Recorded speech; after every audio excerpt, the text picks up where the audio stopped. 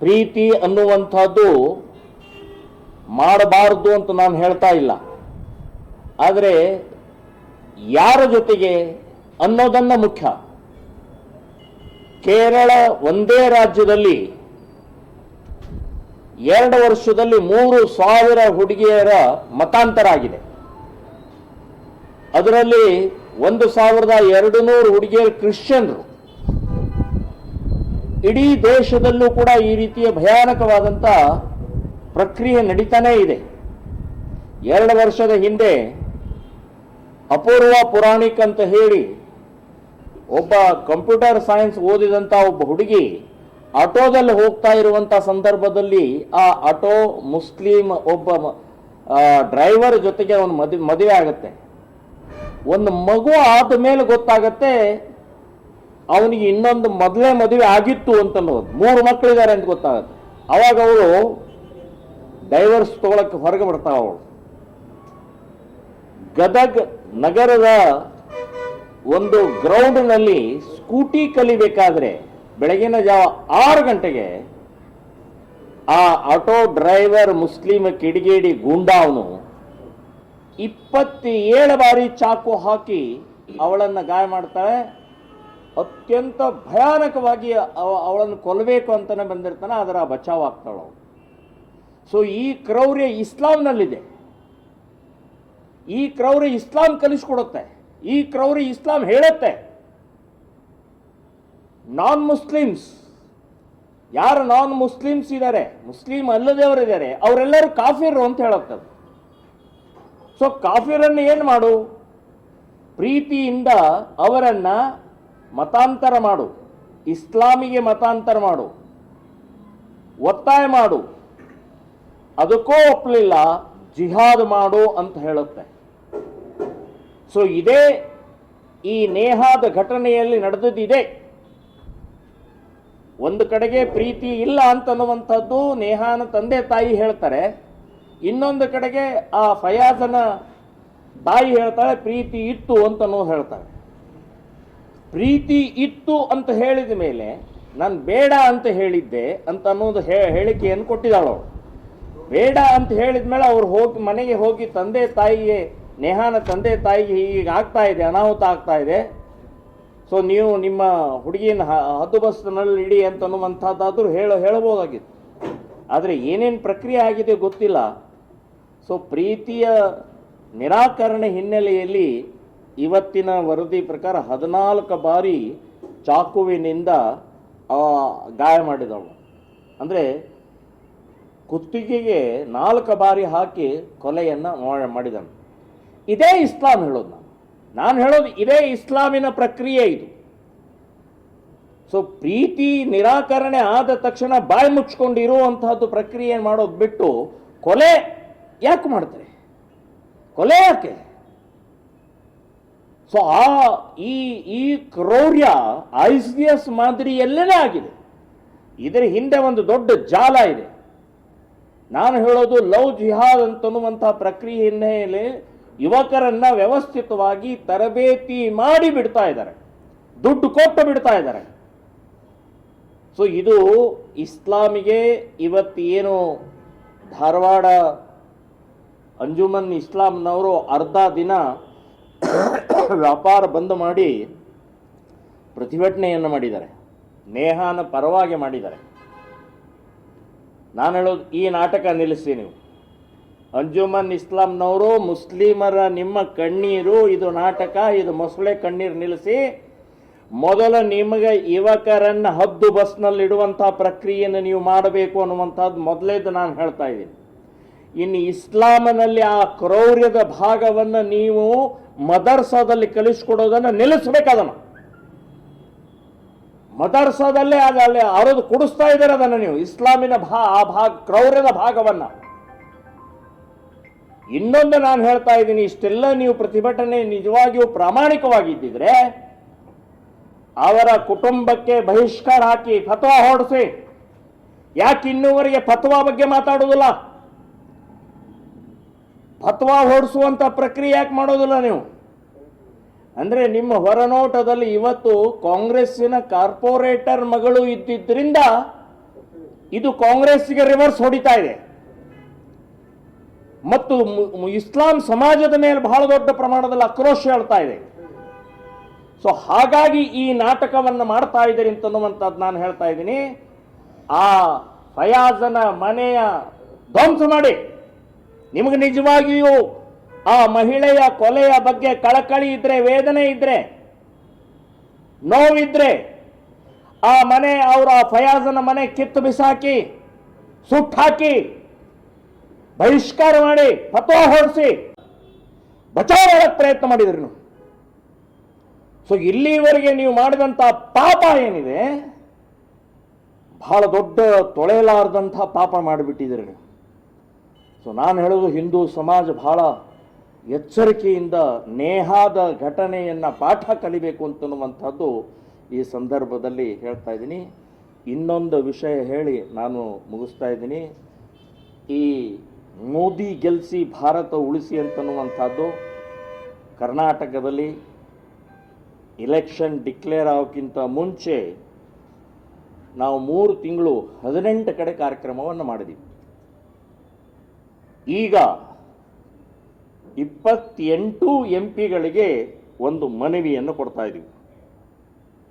Condition ಹಾಕಿ ಮನವಿ ಕೊಡ್ತಾ ಇದ್ದೀವಿ. ಕರಾರಬದ್ಧವಾದಂಥ ಒಂದು ಮನವಿಯನ್ನು ಕೊಡ್ತಾ ಇದ್ದೀವಿ. ನಿಮಗೆ ಓಟ್ ಹಾಕೋದು, ನಿಮಗೆ ಗೆಲ್ಲಿಸೋದು, ಮೋದಿ ಹೆಸರಿನಲ್ಲಿ ನೀವು ಗೆಲ್ತೀರಿ. ಗೆದ್ದ ನಂತರ ನಿದ್ದೆ ಮಾಡಂಗಿಲ್ಲ. ಇನ್ನು ಮುಗೀತು ನಮ್ಮ ಕೆಲಸ, ಮತ್ತೆ ಮೋದಿನೇ ಬರಬೇಕು ಅಂತನ್ನುವಂಥ ಮಾನಸಿಕತೆ ಇದೆಯಲ್ಲ, ಇದು ಬಹಳ ಕೆಟ್ಟ ಮಾನಸಿಕತೆ ನೀವು ಡೆವಲಪ್ ಮಾಡ್ಕೊಂಡ್ಬಿಟ್ಟಿದ್ದೀರಿ. ಇನ್ನು ಮೇಲೆ ನಾವು ನಿದ್ದೆ ಮಾಡಿಸ್ಕೊಡೋದಿಲ್ಲ. ನಾವು ನಿಮಗೆ ಮತ ಹಾಕೋದು, ನಿಮ್ಮನ್ನೇ ಗೆಲ್ಲಿಸೋದು. ಆದರೆ 5 ವರ್ಷ ಕ್ರಿಯಾಶೀಲರಾಗಿರಬೇಕು. 5 ವರ್ಷ ನಿಮ್ಮ ಕ್ಷೇತ್ರದಲ್ಲಿ ಸಂಪೂರ್ಣವಾಗಿ ಎಲ್ಲ ಮತದಾರರಿಗೆ ಕೈ ಸಿಗುವಾಗ ಆಗಬೇಕು. 24 ಗಂಟೆ ನಿಮ್ಮ ಫೋನ್ ಆನ್ ಇರಬೇಕು. ನಿಮ್ಮ ಕಚೇರಿ ಯಾವಾಗಲೂ ಕೂಡ ಸಕ್ರಿಯವಾಗಿರಬೇಕು ಅಂತನ್ನುವಂಥ ಎಚ್ಚರಿಕೆಯನ್ನು ಕೊಡ್ತಾ ಇದ್ದೀನಿ. ಅದಕ್ಕೆ ಪಾರ್ಲಿಮೆಂಟ್ನಲ್ಲಿ ನೀವು ಕೆಲವೊಂದು ವಿಷಯಗಳನ್ನು ಒತ್ತಾಯ ಮಾಡಬೇಕು, ಪ್ರಶ್ನೆ ಕೇಳಬೇಕು, ಆಗ್ರಹ ಮಾಡಬೇಕು. 1, ಸಮಾನ ನಾಗರಿಕ ಕಾನೂನು ಜಾರಿಯಾಗಬೇಕು. ಜನಸಂಖ್ಯಾ ನಿಯಂತ್ರಣ ಕಾನೂನು ಜಾರಿಯಾಗಬೇಕು. ವಕ್ಫ್ ಬೋರ್ಡ್ ರದ್ದಾಗಬೇಕು. ಸಂಪೂರ್ಣ ಗೋಹತ್ಯೆ ನಿಷೇಧ ಆಗಬೇಕು. ಗೋವನ್ನ ರಾಷ್ಟ್ರೀಯ ಪ್ರಾಣಿಯಾಗಿ ಘೋಷಣೆ ಮಾಡಬೇಕು. ಮುಜರಾಯಿ ಇಲಾಖೆಯಲ್ಲಿ ಬರುವಂತಹ ದೇವಸ್ಥಾನಗಳ ಆದಾಯ ಸರ್ಕಾರ ಒಂದೇ ₹1 ಕೂಡ ಮುಟ್ಟದೆ ಇಡೀ ಆ ಕೋಟ್ಯಾಂತರ ಹಣವನ್ನ ಹಿಂದೂ ದೇವಾಲಯಗಳಿಗೆ, ದೇವಾಲಯದ ಅಭಿವೃದ್ಧಿಗಳಿಗೆ, ಆಧ್ಯಾತ್ಮಿಕ ಮಾತ್ರ ಉಪಯೋಗಿಸಬೇಕು. ಇನ್ನು ಅತಿಕ್ರಮಣವಾಗಿ ದರ್ಗಾಗಳ, ಮಸೀದಿಗಳ, ಚರ್ಚ್ಗಳನ್ನು, ದೇವಸ್ಥಾನಗಳನ್ನು ಕಟ್ಟಿದ್ದನ್ನ ಮುಲಾಜಿಲ್ಲದೆ ತೆಗೆದುಹಾಕಬೇಕು. ಸೊ ಇಷ್ಟು ಪಾರ್ಲಿಮೆಂಟ್ನಲ್ಲಿ ಒತ್ತಾಯ ಮಾಡಬೇಕು. ಪಾರ್ಲಿಮೆಂಟ್ನಲ್ಲಿ ಕೂಡಲೇ ಜಾರಿ ಆಗೋ ಹಾಗೆ ಮಾಡಬೇಕು ಅನ್ನುವಂಥದ್ದು. ಇನ್ನು ಕ್ಷೇತ್ರದಲ್ಲಿ ನಿಮ್ಮ MP ಕ್ಷೇತ್ರದಲ್ಲಿ ಸರ್ಕಾರಿ ಶಾಲೆ ಮತ್ತು ಸರ್ಕಾರಿ ಆಸ್ಪತ್ರೆಗಳನ್ನು ಸಂಪೂರ್ಣವಾಗಿ ಅಭಿವೃದ್ಧಿಗೊಳಿಸಬೇಕು. ಇವತ್ತು ಸರ್ಕಾರಿ ಶಾಲೆಗಳ ದುಸ್ಥಿತಿ ಇದ್ದ ಪರಿಣಾಮದಿಂದ ಖಾಸಗಿ ಶಾಲೆಗಳು ಲೂಟಿ ಹೊಡಿತಾ ಇದ್ದಾರೆ. ವ್ಯಾಪಾರ ಆಗಿದೆ. ಬಡವರು ಇವತ್ತು ಆ ಸ್ಥಿತಿಯನ್ನು ತಲುಪಕ್ಕಾಗ್ತಾ ಇಲ್ಲ. ಶಿಕ್ಷಣ ಕ್ಷೇತ್ರಕ್ಕೆ ಹೋಗೋಕ್ಕಾಗ್ತಾ ಇಲ್ಲ. ಪ್ರೈವೇಟ್ ಹಾಸ್ಪಿಟಲ್ಗಳು ಲೂಟಿ ಹೊಡಿತಾ ಇದ್ದಾರೆ. ಸರ್ಕಾರಿ, ನಿಮ್ಮ ಕ್ಷೇತ್ರದಲ್ಲಿ ಬರುವಂಥ ಸರ್ಕಾರಿ ಶಾಲೆ, ಸರ್ಕಾರಿ ಆಸ್ಪತ್ರೆಗಳನ್ನು ಅಲ್ಲಿ ಅಭಿವೃದ್ಧಿಗೊಳಿಸಬೇಕು, ಚೆನ್ನಾಗಿ ಮಾಡಬೇಕು ಅಂತನ್ನುವಂಥದ್ದು ನಂಬರ್ 1. ಇನ್ನು ನಿಮ್ಮ ಕ್ಷೇತ್ರದಲ್ಲಿ ಹಿಂದೂ ಕಾರ್ಯಕರ್ತರು ನಿಮಗೋಸ್ಕರ ಓಡಾಡಿ, ಹಿಂದುತ್ವಗೋಸ್ಕರ ಓಡಾಡಿ ಗೋರಕ್ಷಣೆ ಮಾಡಿರ್ತಾರೆ, ಹಿಂದೂ ಹುಡುಗಿಯರ ರಕ್ಷಣೆ ಮಾಡಿರ್ತಾರೆ, ಮತಾಂತರವನ್ನು ತಡೆಯುವಂಥ ಪ್ರಕ್ರಿಯೆಯನ್ನು ಮಾಡಿರ್ತಾರೆ, ಅತಿಕ್ರಮಣ ಆದಂಥ ಎಲ್ಲೆಲ್ಲಿ ಮಸೀದಿ, ಮದರ್ಸಾ ಅಥವಾ ಇನ್ಯಾವುದೋ ಇದನ್ನು ಕಟ್ಟಡಗಳ ವಿರುದ್ಧ ಹೋರಾಟ ಮಾಡಿರ್ತಾರೆ. ಸೊ ಆ ಹೋರಾಟದಲ್ಲಿ ಕೇಸ್ಗಳನ್ನು ಹಾಕ್ಕೊಂಡಿದ್ದಾರೆ, ಗೂಂಡಾ ಆ್ಯಕ್ಟನ್ನು ಹಾಕ್ಕೊಂಡಿದ್ದಾರೆ, ರೌಡಿ ಸೀಟರ್ಗಳಿದ್ದಾರೆ. ಸೊ ನಿಮ್ಮ ಕ್ಷೇತ್ರದಲ್ಲಿ ಒಬ್ಬೊಬ್ಬ ಯಾವುದೇ ಕಾರ್ಯಕರ್ತರ ಮೇಲೆ ಕೇಸ್ ಇಲ್ಲದೆ, ಗುಂಡಾ ಆ್ಯಕ್ಟ್ ಇಲ್ಲದೆ, ರೌಡಿ ಸೀಟರ್ ಇಲ್ಲದೆ ಮುಕ್ತಗೊಳಿಸುವಂಥ ಜವಾಬ್ದಾರಿ ಈ ಕ್ಷೇತ್ರದ ಎಂಪಿದ್ದೇ, ನೀವೇ ಮಾಡಬೇಕದನ್ನು. ಇನ್ನು ಕೊನೆಯದಾಗಿ ನಾನು ಹೇಳೋದು, ಈ ಕ್ಷೇತ್ರದಲ್ಲಿ ವಿಜಯಪುರ ಕ್ಷೇತ್ರದಲ್ಲಿ ವಿಜಯಪುರ ನಗರ ಮತ್ತು ಜಿಲ್ಲೆಯಲ್ಲಿ ಪ್ರಾಚ್ಯ ವಸ್ತು ಇಲಾಖೆಯ ಕಟ್ಟಡಗಳಿದ್ದಾವೆ. ನಗರದಲ್ಲೇ 82 ಕಟ್ಟಡಗಳಿದ್ದಾವೆ. ಅದರಲ್ಲಿ 30 ಕಟ್ಟಡಗಳು ಮುಸ್ಲಿಮರು ಅತಿಕ್ರಮಣ ಮಾಡ್ಕೊಂಡ್ಬಿಟ್ಟಿದ್ದಾರೆ, ಪೂರ್ಣ ಮಸೀದಿ ಮಾಡ್ಕೊಂಡ್ಬಿಟ್ಟಿದ್ದಾರೆ, ವಕ್ಫ್ ಬೋರ್ಡ್ಗೆ ಸೇರಿಸ್ಕೊಂಡ್ಬಿಟ್ಟಿದ್ದಾರೆ. ಹೀಗೆ ಅನೇಕ ಎಲ್ಲವನ್ನು ಬೋರ್ಡ್ ಇದೆ ಎದುರುಗಡೆಗೆ. ಇದು ಆರ್ಕಿಯಾಲಜಿಕಲ್. ಈಗ ಕಳೆದ ಎರಡು ಬಾರಿ ಮೋದಿಯವರು ಪ್ರಧಾನಿ ಆಗಿದ್ದಾರೆ.